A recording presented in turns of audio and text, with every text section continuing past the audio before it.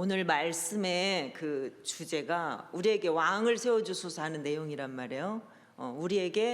우리에게도 다른 나라들처럼 왕을 세워주십시오 하는 그런 이스라엘 백성들의 이제 요구에 관련된 오늘 그러한 내용이에요. 사무엘이 1장부터 사무엘상 1장부터 8장까지 사무엘이 그 사사시대 말기에 사사로 하나님께 세움을 받아서 그가 왕정시대로 넘어가기까지 그 어간에서 사사로서 선지자로서 제사장으로서의 그 직임을 아주 충실하게 감당한 내용이 7장 앞에까지 나옵니다. 그리고 8장부터 10장까지는 사울이 이스라엘 최초의 이제 왕으로 등극하는 그러한 내용을 기록하고 있죠. 자, 그럼 오늘 본문의 내용은 그렇습니다. 이제 사무엘이 늙으니까 그 두 아들을 사사로 세우죠. 그런데 그 두 아들은 사무엘과 같이 훌륭한 그러한 사사가 아니라 사무엘처럼 훌륭하지 않아서 뇌물을 받고 뇌물을 받다 보니까 재판을 제대로 할 수가 없죠. 판결을 잘못하는 그런 자기 이익에 따라서 뇌물을 받고 판결을 잘못하는 그러한 일들을 행하게 되니까 이제 이스라엘의 모든 장로들이 사무엘에게 나와서 우리에게도 이방 나라들처럼 왕을 세워주십시오.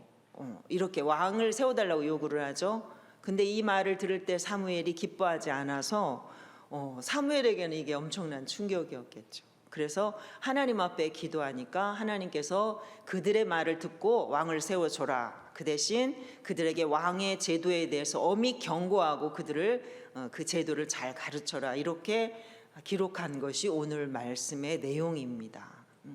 자, 그러면 이스라엘의 장들이 앞에 사무엘의 아들들에 관련된 아들들이 왜 이렇게 됐나 이런 것들은 오늘은 제가 이제 그냥 넘어가려고 해요. 자, 이스라엘 장로들이 하나님 그 사무엘에게 나와서 우리에게도 왕을 세워달라고 한 그 이유가 뭘까요? 그 이유가 뭐냐면 그거 한번 볼까요? 4절 5절 한번 읽겠습니다. 이스라엘 모든 장로가 모여 라마에 있는 사무엘에게 나아가서 그에게 이르되 보소서 당신은 늙고 당신의 아들들은 당신의 행위를 따르지 아니하니 모든 나라와 같이 우리에게 왕을 세워 우리를 다스리게 하소서 한지라. 그 이유가 뭐예요? 왕을 요구하게 된 이유가 당신의 아들들은 당신처럼 하지 못하니까 우리가 그들을 믿고 따라갈 수가 없습니다. 이제는 우리에게 왕이 있어야 되겠습니다. 자, 이스라엘에 왕이 있어요, 없어요?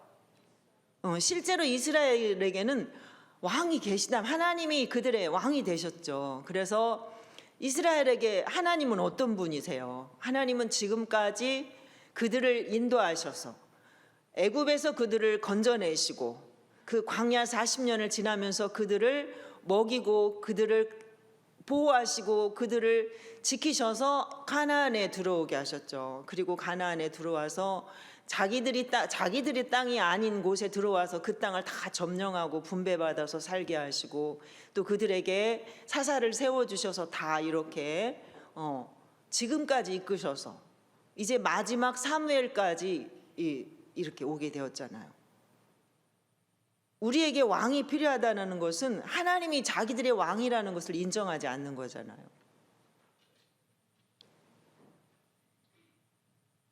왜 이스라엘 백성들이 이렇게 하나님 한 분만으로 만족하지 못하고 이렇게 왕을 요구하게 됐는지, 그들이 표면적으로는 당신의 아들들은 당신만 못해서 우리를 이끌어갈 그런 능력이 없습니다라는 거였지만 실제로는 눈에 보이지 않는 하나님이 이제 싫습니다.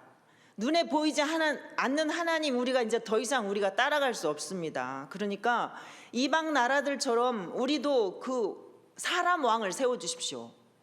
그래서 강력한 이스라엘을 만들어 달라는 거죠.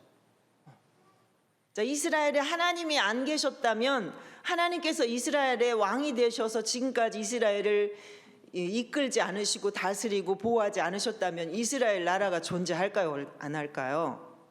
이스라엘은 아무도 아마도 그 존재를 찾을 수 없을 것입니다. 하나님께서 이스라엘 백성들을 그렇게 이끄셨음에도 불구하고 이들은 지금 그 사사로서 이제 더 이상 그들은 자격이 없으니까 우리에게 세상 나라들처럼 왕을 세워달라고 그렇게 요구를 하고 있습니다. 모든 나라와 같이 그렇게 강력한 왕을 세워서 이스라엘이 이렇게 강력한 나라가 되게 해달라고 요구하고 있는 것이죠. 근데 하나님은 때가 되면 이스라엘에도 왕을 세우실 것을 하나님께서는 진즉에 말씀을 하셨더라고요. 성경의 그 창세기 한번 우리 볼까요? 창세기 49장으로 한번 가볼까요? 49장 10절. 이 49장의 내용은 야곱이 죽기 전에 그 자기 아들들을 축복한 내용이죠. 그런데 유다를 축복하면서 야곱이 한 말이에요. 자, 10절 우리 같이 읽어볼까요? 시작. 규가 유다를 떠나지 아니하며 통치자의 지팡이가 그 발 사이에서 떠나지 아니하기를 실로가 오시기까지 이르리니 그에게 모든 백성이 복종하리로다. 아멘. 자, 이스라엘의 유다 지파를 통해서 왕이 끊어지지 아니하고 계속될 것을 말씀하고 계시죠. 예수님이 오시기까지. 예수님도 어디에서 오셨어요? 유다 지파에서를 통해서 오셨잖아요. 그러니까 앞으로 유다 지파를 통해서 이스라엘의 왕이 끊이지 않고 계속될 것이다. 하나님께서 그렇게 말씀을 하셨어요. 그 신명기 17장에서도 보면 그 14절부터 보면 이스라엘 백성들이 가나안 땅에 들어가서 그곳에 살면서 안정된 생활을 하면서 우리에게도 왕이 필요하다 할 때가 되면 하나님이 그들이 그렇게 생각하면 하나님이 왕을 세우실 것인데 너희는 그 멋대로 너희들 마음대로 세우지 말고 하나님께서 택하신 자를 왕으로 세우고 그는 어떻게 할 것이라는 것을 그 왕의 제도에 대해서 신명기 17장에서 다시 한번 모세를 통해서 하나님께서 말씀을 하고 계십니다. 그런데 하필 지금 이때에 그들이 왕을 세워달라고 요구하는 것은 그들에게 큰 문제였던 것이죠. 문제는 뭐예요? 그들이 요구하는 왕을 달라고 요구하는 이 저변에 깔린 의도가 문제인 거죠. 의도가. 겉으로는 사사가 우리에게 믿을만 할 수 없어서 우리가 믿고 따라갈 만한 존재들이 못 돼서라고 하지만 그들에게는 우리가 왕을 세워줘야 우리도 다른 나라들처럼 외세의 침입을 받지 않고 이스라엘은 사실 실제로 블레셋이나 주변 나라들의 그 침공을 많이 받았잖아요. 그런데 그 이방 나라들에는 왕이 있어서 싸움에 나갈 때에 왕들이 앞장서서 이제 대신 이렇게 앞장서서 맨 앞에서 이렇게 싸우고 했죠. 그러니까 그런 것들이 이스라엘에게는 너무 이제 아마도 부러웠던 것 같아요. 외세 침략을 많이 받다 보니까. 그래서 우리도 이제는 좀 우리도 눈에 보이는 왕, 강력한 왕이 좀 우리와 함께 있어서 우리도 그들을 믿고 따라갈 수 있게 해달라는 것이죠. 사람 왕이 힘이 세요. 보이지 않는 하나님이 힘이 세요.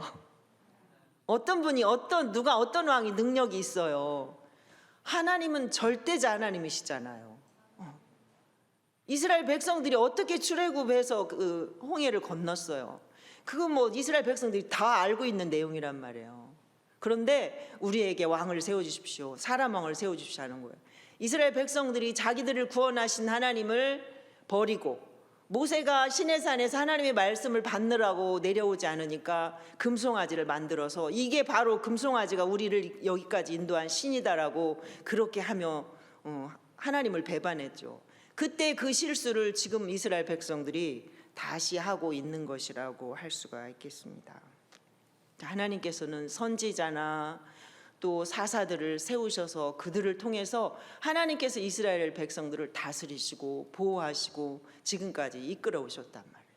눈에 보이지는 않지만 그 하나님이 이스라엘의 왕으로서 지금까지 오랜 시간 동안 이스라엘과 함께 하셨는데 이스라엘 백성들은 그것을 인정하지 않고 이방 나라의 왕정 체제만 부러워하고 이방 나라의 사람들이 사는 그 제도만 부러워했던 것이라고 할 수 있겠습니다. 자, 사무엘이 그래서 그들이 왕을 달라고 요구하는 그 말을 들을 때에 사무엘이 어떻다고 나와요? 자, 6절 한번 볼까요? 자, 우리에게 왕을 주어 우리를 다스리게 하라 했을 때에 사무엘이 그것을 기뻐하지 아니하여 여호와께 기도하매. 사무엘은 엄청난 충격을 받았을 것입니다. 왜냐하면 이 우리가 앞에 장 7장만 봐도 7장 바로 앞에 장을 보면 이스라엘 백성들이 미스바에 모여서 하나님 앞에 정말 그들이 이제 우리가 외세 침입을 받고 이렇게 하다 보니까 오랫동안 이제 블레셋에 가 있었던 법궤가 이스라엘로 이렇게 들어오잖아요. 그러니까 법궤를 받아들이고 20년 정도 지났을 때 그들이 하나님을 사모했다라고 나와요.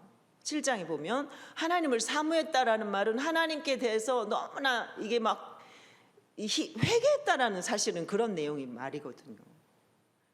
자기들의 잘못을 이제 비로소 깨닫게 된 거예요. 우리가 하나님의 법궤는 하나님이 임재의 상징이잖아요. 그런데 그걸 가지고 전쟁에 나가서 그것만 있으면 하나님 우리가 전쟁에서 이길 줄 알고 그렇게 사용하다가 결국은 법궤를 빼앗기고 그 법궤가 다시 오랜 시간 후에 이제 다시 이제 돌아와서 안착을 하다 보니까 그들이 하나님을 비로소 자기들의 잘못을 회개하고 사모하는 것을 보고 사무엘이 너희가 여호와께로 온전히 돌아오려거든 너희 안에 있는 이방 신들을 다 버리고 너희 마음을 오직 하나님께로만 향하고 하나님만 섬겨라 이렇게 사무엘이 그들에게 이제 호소하죠. 그러니까 그들이 다 하나님 앞에 나와서 이 미스바에 모여서 미스바의 성에 유명하잖아요. 그곳에서 온종일 하나님 앞에 금식하면서 우리가 하나님 잘못했습니다.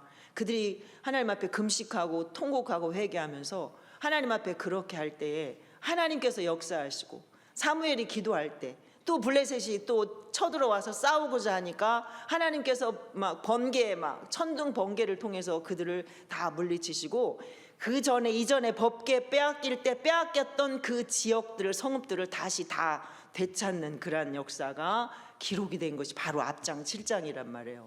그러니까 이스라엘 백성들이 지금까지 하나님께서 자기들을 어떻게 인도하셨는지 너무나도 잘 알지만 아는데 잠깐이 그거는 잠깐 또다시 잊어버리고 또다시 세상 사람들을 부러워하고 세상 사람들이 사는 법을 쫓아가려고 그러고 그들이 하는 것 사는 방식이 너무나 좋아 보이고 이렇게 하다 결국은 우리에게도 왕을 주소서라고 왕을 요구하기까지 이르게 된 것이죠. 사무엘에게는 그래서 이게 너무나 충격이었을 것입니다. 사무엘이 지금까지 이스라엘 백성들을 너무 훌륭하게 잘 이끌었잖아요. 어린 나이에 하나님의 부르심을 받아가지고. 그런데 사무엘이 그들의 앞에서 행했던 선한 일들, 하나님께서 세우셔서 이스라엘 백성들을 위해서 행했던 선한 일들은 지금 그들이 하나도 인정을 하지 않고 사무엘의 사사직이 지금 권위가 완전히 지금 어떻게 되는 거예요? 그들이 권위를 완전히 무시해버리는 그러한 결과가 되어버리니까 사무엘은 너무나도 엄청난 충격을 받았을 것입니다. 그게 바로 기뻐하지 않았다라는 말의 의미가 그런 의미가 되겠습니다. 그래서 하나님 앞에 기도하니까 하나님이 어떻게 하시나요? 하나님 7절 8절 읽어볼까요? 시작. 여호와께서 사무엘에게 이르시되 백성이 내게 한 말을 다 들으라. 이는 그들이 너를 버림이 아니요 나를 버려 자기들의 왕이 되지 못하게 함이니라. 내가 그들을 애굽에서 인도하여 낸 날부터 오늘까지 그들이 모든 행사로 나를 버리고 다른 신들을 섬김같이 내게도 그리하는도다. 아멘. 하나님이 사무엘의 마음을 너무 잘 헤아리고 계시는 거죠. 사무엘이 받은 그 충격을 하나님이 아시는 거예요. 그들이 왕을 요구한 것은 너를 버린 것이 아니라 나를 버린 거다. 나를 버려서 더 이상 자기들의 하나님이 자기들의 왕이 되지 못하게 하는 것이니까 너는 너무 속상해하지 말아라. 너무 힘들어하지 말아라라고 하나님이 사무엘을 위로하시죠. 위로하셔. 우리가 하나님을 왕으로 섬기는데 세상 사람들이 살아가는 모든 것들을 다 우리가 또 따라하고 싶어.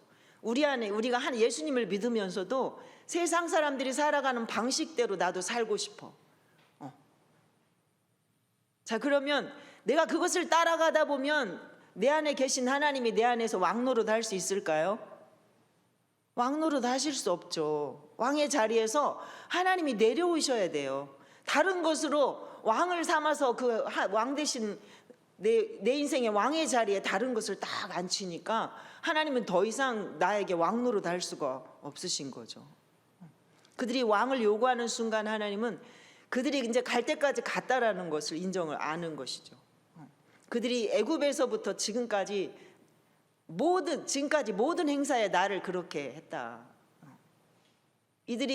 이스라엘 백성들이 하나님을 섬기지만 그들이 이방 신들도 많이 섬겼잖아요. 하나님은 눈에 보이지 않고 이방 신들은 이제 만들어서 섬기고, 이방 신들을 섬기면 이방 신들이 내 모든 삶을 윤택하게 해줄 것이고 내 삶을 안정되게 해줄 것이고 내 모든 삶에서 나를 보호해 주실 것이라는 그런 것이 이 우상이 숭배하는 거잖아요. 그러니까 우리도 보이는 왕을 좀 달라는 거예요. 하나님께서는 이들이 더 이상 나를 버리고 이제 나를 거절하고, 나를 버렸다는 말은 나를 거부했다라는 거잖아요. 하나님께서 나를 거부하고 나를 거절하고 더 이상 내가 필요 없다라는 거죠. 더 이상 하나님, 눈에 보이지 않는 하나님 우리가 더 이상 믿을 수 없어, 인정할 수 없어. 하나님께서 그들의 말을 들어라 이렇게 하나님이 말씀을 하시죠. 그러니까 이스라엘 백성들이 왕을 요구한 것은 왕이 없어서의 문제가 아니라 그 저변에 깔린 것이 뭐예요? 불신앙이란, 그들의 불신앙. 그들이 더 이상 하나님을 왕으로 인정하지 않는다라는, 더 이상 하나님으로, 우리를 구원하신 하나님으로, 나를 지금까지 이끄시고 여기까지 인도하신 하나님으로 인정하지 않는다라는 것이죠. 그러니까 결국은 불신앙에서 시작된 것이라고 할 수가 있겠습니다. 자, 우리가 살아가면서 우리는 살다 보면 크고 작은 일들을 겪게 되잖아요. 그런데 크고 작은 일들을 겪을 때 어디에서 우리가 문제를 찾으려고 하나요? 내 안에서 문제를 찾기보다는 밖에서 문제를 찾으려고 하죠. 나라의 제도가 문제라서, 뭐가 문제라서, 내 환경이 문제라서, 내가 이런 것만 잘 돼 있더라면 내가 이 고생 안 할 텐데, 나도 이렇게까지는 안 됐을 텐데 라고 생각하는 그런 일들도 있단 말이에요. 이스라엘 백성들의 사실 문제가 뭐예요? 지금까지 나를 인도하신 하나님 말씀을 따르지 아니하고 자기 멋대로 살다가 자기들이 결국은 하나님으로부터, 하나님을 떠나니까 하나님으로 버림받아서 하나님으로부터 버림받고 외세 침략을 당하고, 또 하나님께서 부르짖으면 구원하셔서 그들을 또 보호해 주시고, 이런 것들의 계속해서 반복이었잖아요. 사실은 내가 하나님을 하나님으로 인정하지 않고 하나님의 말씀을 따라서 살지 못한 나의 불신앙의 문제인데, 그것을 내 안에서 찾으려고 하지 아니하고 우리에게 왕이 없어서 그렇다라고 제도의 탓을 하고 이렇게 한 것이 문제란 말이에요. 우리의 삶도 똑같이 마찬가지입니다. 우리가 예수님 믿으면서도 하나님의 말씀만 따라가서 살아가는 것으로는 만족하지 못해서 세상 사람들이 살아가는 방식대로 나도 살고자 하는 그런 일들이 얼마나 많이 있습니까? 한 사람이 두 주인을 섬길 수 없다고 예수님 말씀하셨잖아요. 하나님도 내 안에 왕 노릇하고 왕이시고 세상에 다른 내가 좋아하는 것도 내 안에서 왕이 될 수는 결코 없습니다. 절대로 두 주인이 나 안에서 왕 노릇 할 수는 없는 것이죠. 자, 하나님께서 우리 9절 마지막 절 한번 읽어보겠습니다. 시작. 그러므로 그들의 말을 듣되 너는 그들에게 엄히 경고하고 그들을 다스릴 왕의 제도를 가르치라. 아멘. 하나님은 이들이 왕을 달라는 것이 하나님이 절대 기뻐하실 일은 아니었잖아요. 하나님은 기뻐하지 않으셨지만 그들의 요구를 들어주시라고 하십니다. 그리고 엄히 그들에게 경고하고 그들에게 왕의 제도를 가르쳐라.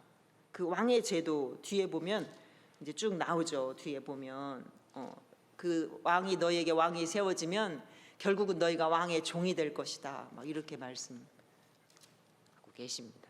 그런데 백성이 19절 보세요. 8장 19절. 백성이 사무엘의 말 듣기를 거절하여 이르되 아니로소이다. 우리도 우리 왕이 있어야 하리니 우리도 다른 나라들 같이 되어 우리의 왕이 우리를 다스리며 우리 앞에 나가서 우리의 싸움을 싸워야 할 것이니이다 하는지라. 하나님의 말씀을 듣고 그들에게 경고를 해요. 왕이 너희들에게 세워지면 너희들이 왕을 통해서 너희들이 더 도움을 받는 것보다 너희들을 지켜주는 것보다 오히려 너희들이 더 많이 힘들 거야. 이렇게 사무엘이 그들에게 이야기를 했는데 백성들이 어떻게 장로들이 거절했다라는 거, 듣기를 거절했다. 듣기를 거절했다. 이 막 듣기를 거절해 귀막은 이야기가 어디서 나오나요? 우리 사도행전에서 나오죠. 스데반이 막 너희가 하나님 예수님을 죽인 거에 대해서 예수님이 이런 분인데 너희가 그를 죽였다 이렇게 막 하면서 막 설교를 하니까 이스라엘 백성들이 막 이를 북북 갈면서 안 듣잖아요. 안 들으려고 막 하다가 결국은 돌멩이를 들잖아요. 이스라엘 백성들이 이렇게 하나님의 말씀을 끝까지 이렇게 너희가 이렇게 될 거다라고 하는데도 불구하고 끝까지 거절을 하게 되죠. 자, 하나님은요, 우리 9절, 8절, 9절 제가 보면서 하나님은 때로는 사람들이 잘못된 것을 가지고 어떤 것을 요구한다 할지라도 하나님은 그것을 그냥 거절하지 않으시고 그들을 완전히 무시하지 않으시고 들어주시기도 하시는구나. 그래서 어떻게 되기를 원하시는 거예요? 자기들이 한번 이제 해보는 거죠. 그것을 통해서 나중에 있게 될 결과가 뻔하잖아요. 하나님께서는 뻔히 아시잖아요. 그래서 그것을 통해서 하나님의 뜻, 하나님의 마음을 그들이 결국은 깨닫고 하나님 앞에 돌아오기를 그래도 하나님이 기대하고 계시는 거죠. 아버지 유산을 미리 달라고 쫄라서 아버지 유산을 타가지고 먼 데로 떠나죠. 그럴 때 아버지가 그 둘째 아들이 앞으로 어떻게 그거 가지고 가면 어떻게 될 거를 알았을까요? 몰랐을까요? 뻔히 보이잖아요. 결과가 어떨 것을. 그럼에도 불구하고 아버지는 어떻게 했어요? 줘요. 줘요. 끝까지 달라고 하니까 안 줄 수가 없잖아요. 줘요. 그런데 어떻게 됐어요? 지질이 고생 궁상 털다가 돌아오잖아요. 아버지한테. 그런데 하나님은 그 아버지는 그 아들을 그래도 돌아온 것이 기쁘다 이렇게 하시잖아요. 우리 하나님 아버지의 마음이 그러신 것 같아요. 얼마나 이게 잘못된 요구사항이에요. 그런데도 실제로 사실은 이스라엘 백성들이 장로들이 우리에게도 왕이 필요합니다 한 그 자체는 그게 잘못된 게 아니란 말이에요. 왜? 왕이 있으면 좋지요. 왕이 잘 나라를 이끌어서 백성들을 위해서 열심히 선정을 베풀면 얼마나 좋아요. 그런데 그렇게 다 되지 않으니까 이들의 저변에 깔려있는 무엇 때문에 이들이 왕을 요구했는가 하는 것을 하나님께서 아시기 때문에 이스라엘 백성들에게는 이게 어떻게 보면 너무나도 슬픈 요구인 거죠. 슬픈 잘못된 요구. 그런데 하나님은 그들의 요구를 거절하지 아니하시고 그들에게 잘못된 태도였지만 하나님께서 그들의 요구를 들어주십니다. 우리 하나님은 인격적인 하나님이시죠. 때로는 철없이 뭔가를 요구해도 하나님은 그 요구를 묵살하지 않으시고 들어주시기도 한다는 사실입니다. 그런데 우리는 어때요? 하나님이 우리의 기도 들어주셨다고 엉뚱하게 좋아할 때 있을까 없을까요?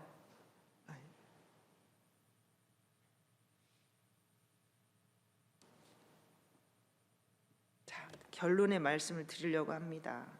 자, 하나님은 우리를 이끌어 가신 우리 인생의 왕이시죠. 하나님 한 분 왕이시면 한 분 하나님 왕으로 그 한 분이시면 우리는 충분합니다. 그 하나님을 왕으로 모시고 우리가 우리 안에 다른 것이 우리 안에서 왕노릇 하지 못하도록 우리는 오직 하나님만을 그렇게 왕으로 섬기며 살아야 되는 것입니다.